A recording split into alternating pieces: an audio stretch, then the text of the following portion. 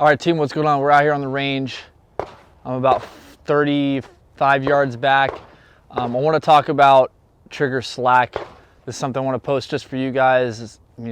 Just to make sure you have a clear understanding on how to really prep the trigger. A lot of my courses, I say, hey, prep the trigger, take the slack out to the wall, then squeeze through, nice even pressure, and squeeze through the trigger. Sometimes people get confused on what I'm talking about. A lot of times people fail to even learn this very basic and simple concept on how to shoot a firearm. So here I'm running Smith & Wesson M&P 2.0. This is the compact. Okay, so it has each trigger. This gun's loaded right now. There's play in it, as we can see. I like to use this gun for demonstration because there's a lot of travel in this trigger. Here it stops. That's the wall of the trigger.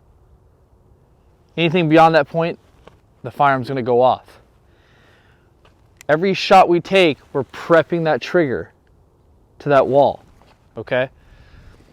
Here, punch as I present, I'm taking the slack out to the wall, engage. Slack out to the wall, engage. Slack out to the wall, engage.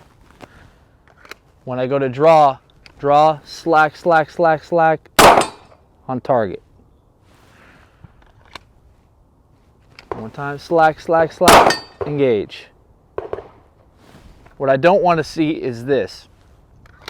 Whether I'm going from the draw, don't leave your trigger finger out of the trigger, off the trigger, and out of the trigger well until you reach out here, then put your finger on the trigger. We don't want that. It's way too late, and we're going to end up slapping the trigger, which we don't want. We're going to start throwing rounds, and it's going to be our air that we implement into the gun, and we're going to end up missing.